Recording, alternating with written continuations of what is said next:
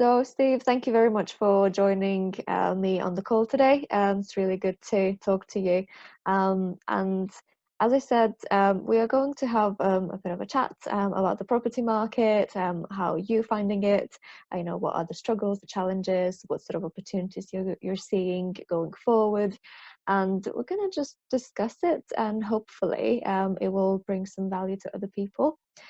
So if you would like to introduce yourself first, sort of what you do in property, what you've been doing in the last few years, just briefly, so that people get to know you a bit better. Okay, that's great. And thanks very much for the invitation, Sandra. I really appreciate being here today. My property journey started 2 or 3 years ago after I'd done some training, and I decided that I wanted to build a property portfolio. We're based in Bradford in the north, and we know the area very, very well, and I've always been interested in property. So it seemed the logical thing to do when I was looking for a career change to move into property. My wife and I work in the business together, and very rapidly we both gave up our previous jobs to become full-time property investors. And alongside of that, we started to recognise that although there was quite a few deals we wanted to do ourselves, there was more deals available than we could actually handle ourselves. Yeah. And so we decided to establish a sourcing business. So we've been sourcing properties now for around about 18 months, and Okay. we've been working really hard at building our database of investors and finding good properties for people. Oh, that's brilliant. That sounds like a really good journey. So you started with yourself, but then also willing to help other people, which is brilliant. And as you say, if you know the market very well in Bradford, it's not that difficult, I guess, because you know what's out there and what's good, Yeah, what and I areas think are like good to invest all in. sourcing agents will tell you, it's really important to know the area very, very well. I mean, we Exactly. know the area down to the streets, and which is the good end of the street, which is the bad end of the street, and that's really important as a sourcing agent. Sometimes it's frustrating that we have to let deals go to our investors because we haven't got the wherewithal to do them ourselves, but we are doing quite well in terms of establishing our own portfolio. So it's nice to work with investors as well and share our knowledge and experience. Absolutely, that's really good to hear. So in terms of sort of the current market, how are you finding it, compared to pre-pandemic, and how has it been for yourselves? It's really interesting because I think when the pandemic first broke and we started social distancing before lockdown, I think there was almost a kind of denial going on in terms of the impact on our health and the economy. Then we went into lockdown, and I think people really had that shock hit them. And I think how that's translated into the property market has been really, really interesting. We have actually seen the market improve. Actually, people have continued to bring properties to the market. The prices haven't dropped at all. They've maintained their pre-COVID prices. We're seeing properties come to market and get offers close to the asking price within a matter of 2 or 3 weeks. I wouldn't say it's a rampant market, but it's certainly not had the negative impact that a lot of people have imagined that would have happened with COVID. There are predictions, of course, for a price drop, and Hmm. we're not so naive to assume that that won't happen in time.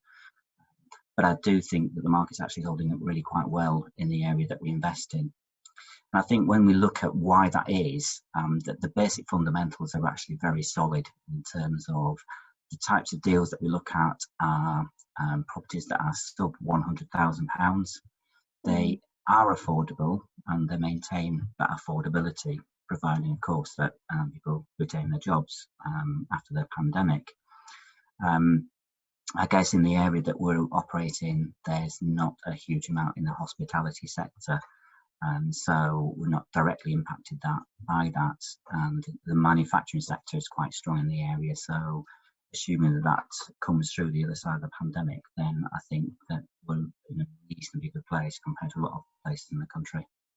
So what type of properties are you mainly looking into? Are these, I see a lot of people looking into to add value or just add up to their portfolio and go straight for, the standard buy to lets.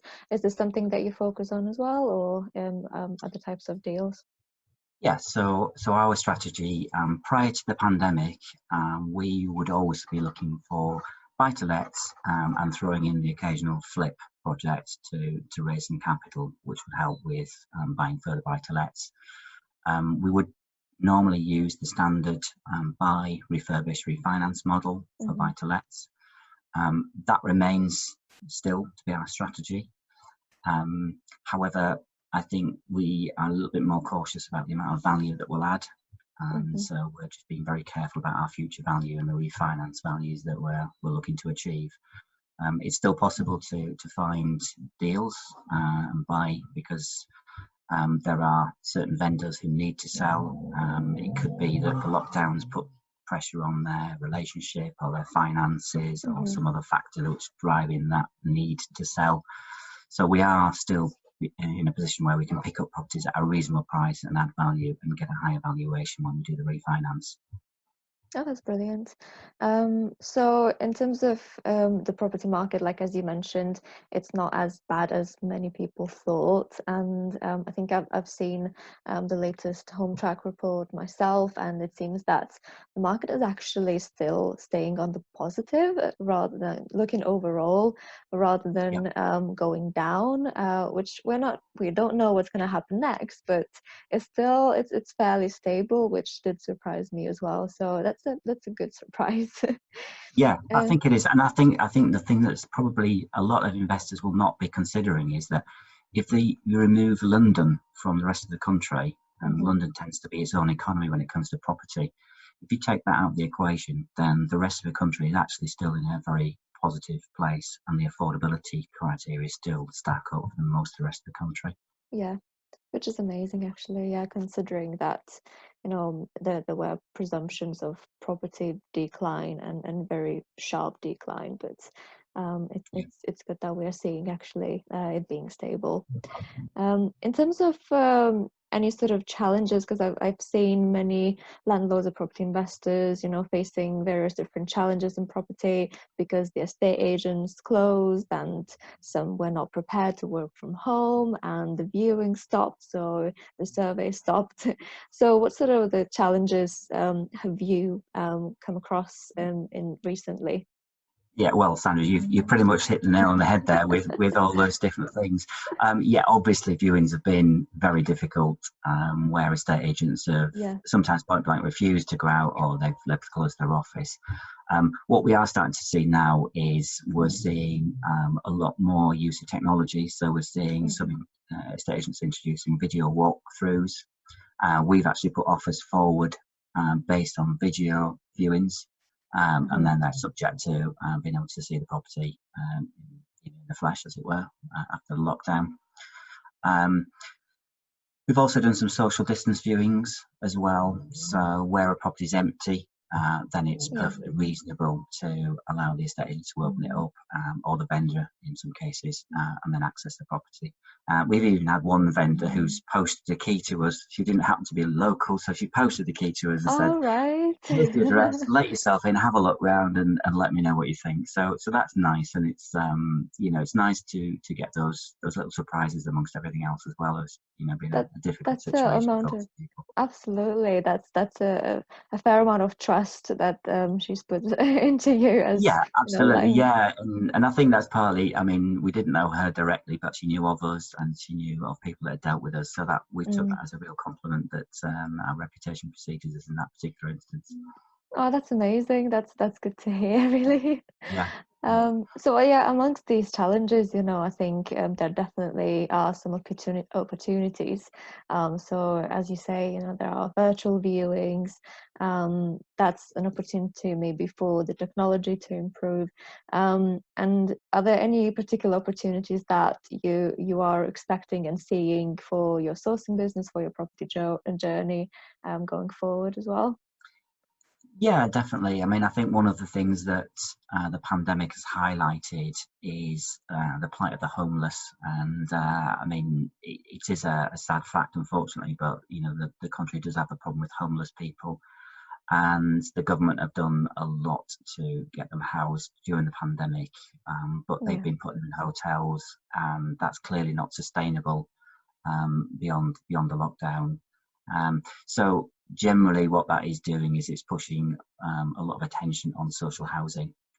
So we are seeing a number of providers coming to us asking for us to find properties that are suitable for social housing. In some Right. cases, they're backed by pension funds who are leasing their property then to charities who are able to provide homes for the homeless. I'm saying homeless as one category. There's other vulnerable customers as well, vulnerable clients that need housing as well. Again, domestic violence is on the rise as well. So Yeah. it's very sad to hear some of these tales, but it does create opportunities. And in the long run, I think it will be good because it's brought it to the fore and it's caused action to be generated to deal with these problems that we've got as a society. So do you So see definitely yourself? opportunities on a sort of national scale to support that initiative. Bringing it down to sort of more local and individual situations, then we've worked with a number of individuals where they've found themselves in need of relinquishing their property. So we've been able to negotiate lease options to secure control of the property and create a win-win scenario for them and for us and the investor. So where people are struggling perhaps to sell it by the normal private treaty sale, then we've got strategies to help them move on with their property and change their circumstances for the better. Absolutely. There are so many people in an unfortunate situation, especially now, and it's really amazing that you are able to help those people, in terms of, allowing them to think of different strategies in terms of how they can sell the property or they can rent and gain benefit of it from it as well. So that's amazing, and I really like the plans. If you are looking to maybe get into the social housing market and deal with that sort of aspect in the industry, that's amazing. Then you probably could potentially change the lives of people going forward, which is absolutely amazing. Yeah, and it's great to know that what you're doing is, I mean, yes, okay, we're running a business and our investors they're looking for a good return, but it's also nice to know that you're helping in that way and contributing to society in that way. Yeah, absolutely. So in terms of your business and the sourcing, what are the key things that you would, any other things that you would like to achieve in the next 12 months or so? Any key goals that you've got at the moment? Um, Ahead of this call, I was kind of thinking about what our strategy is, and our strategy has almost been changing from day to day, hour to hour in some Right. cases, as Yeah. things are changing. Yeah, opportunities are always out there, and I'm sure a lot of investors will be familiar with all sorts of quotes about kind of going where people fear to tread, etc. I mean, for us, social housing is definitely an area that we want to develop, not just for our own portfolio, but for our investors as well, because it benefits the wider society. It creates a good return for our investors. So that is definitely a focus area for us. And I think the other thing is now that we've developed our own portfolio to the level where we feel we've got the experience and the knowledge, then we're in a position to start to share that back with others. So we've been approached by a couple of clients asking us for training on a one-to-one basis. And yeah, I'm very aware that during the pandemic, there's been an awful lot of people taking to the online arena and offering their services. It's something we're interested in. We're not just one of many. We just look at it as on an individual one-to-one basis. We're happy to work with a few clients and help them along the journey. Everybody needs some support now and again, and that's what we're really trying to reach out and do. So it's partly benevolent, but partly to raise some income from a different way of being involved with property. That's absolutely wonderful, especially when people are approaching you, then instead of vice versa, instead of setting up the training business, then you're approaching them. So it seems that, you've got the right knowledge, you've got experience because you are building your own portfolio. So people obviously are seeing value that you can give and share and sort of help other people become, successful in property as well. And that was really my next question, how you can help people at the moment. So with your training business, is this something that you're focusing on launching now, or is this due to come in the next couple of months? I wouldn't like to put a timescale on it because it's been in the offing for a while now, and there's always something that seems to be more important. But yeah, I mean, we are serious about developing some training material. We're looking at creating a YouTube channel, that I'm not going to put a date on when we're going to launch that, but there will be a Yes, YouTube channel coming along. Property Virgins, quick plug there for Property Virgins. I Look out like for that coming it. soon. And really it's all in the name there. It's for people getting involved in property who are perhaps unfamiliar with some of the strategies, and how to go about identifying what constitutes a good investment property and a good investment area. So we take them through in bite-sized chunks, 10 to 15 videos that they can just reference and learn about doing the numbers, spotting areas, different strategies, different brokers to use. That's really what it's aimed at the moment, and Yeah. if that takes off, then we might extend that further, but we'll see how that works out.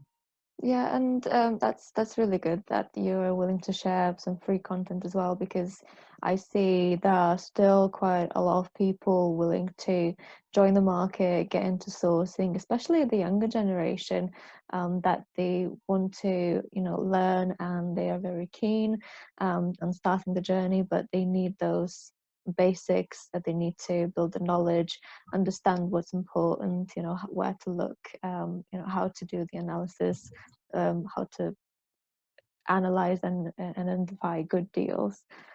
So all of these things that people would definitely find valuable, I believe. That's Yeah, and brilliant. I think there's a real misconception in some areas about what property sourcing is all about, and Mm, I'm aware that some of the big training providers out there talk about it as being easy money, and it really isn't. mm, Deals are hard to find, whether it's a deal for ourselves or a deal for a client. For the numbers to work for the investor, it does take some finding. We might look at 30 or 40 properties and the negotiations that sit behind those to get one deal. mm. It's not just about having a troll through Rightmove and picking up a couple of properties and putting a cheeky offer in, or even not even a not so cheeky offer, and then presenting that as a deal to some clients. There's an No. awful lot more to that. Yeah, I think that you're absolutely right. There is that misconception, especially following some of the trends that we see from the bigger source and training providers. And yeah, so it is more difficult than it's been presented to many people in the past. So hopefully, you'll break that misconception, because it is not easy. It takes a lot of time and hard work and effort to actually find the deals. As you say, like, you might go through 30 or 40 until you actually find the one, and it might even take 100 properties that you look into before you find the one. um, Exactly. Yeah. mm, Yeah. And of course, it depends where you're looking, but yeah, absolutely. yeah. And when you're looking. Yeah, that's absolutely right. Yeah. So just one last thing that I just thought I would ask. So if, for example, there was someone, that's just starting out and wants to source properties, is there any particular advice you would give someone just starting out and fresh in the property? Well, first of all, I would make sure that you set yourself up as a business. So make sure you've got the right insurance in place, make sure you've got the right compliances in place. That's so important, A, for people to take you seriously, and B, to protect yourself. So sourcing property doesn't start with rocking up and looking for a property. It starts with setting up a business. So that would be my Yes. first piece of advice. And then in terms of finding property, it's basics in terms of where you are going to go about looking for those properties. You need to know the area very, very well. And so if you're from a particular area or you live in an area, by all means explore whether that works for you.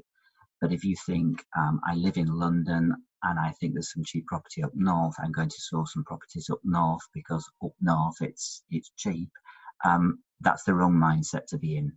You are absolutely need to be on the ground and understand your area very, very well, and then you can start to look at what property might work for your clients. Absolutely, that's a really good piece of advice there, and hopefully that will be helpful for others, who are starting out and watching this video. So that's brilliant. So one last thing is, where can people find you? What's your website? Are you on social media? So sort of where we can find and get in touch with yourself. So if you want to hook up with me on Instagram, it's Steve_Collier_property. Yeah. And our website is airworthproperty.co.uk. So that's Airworth, which is a confluence of the River Aire and the River Worth. There's AIREWORTH, airworthproperty.co.uk. And from there, you can find us on Facebook and elsewhere on social media. Brilliant, thank you very much. And we're gonna link your website and your social media in the description below this video, so people can easily find you and get in touch.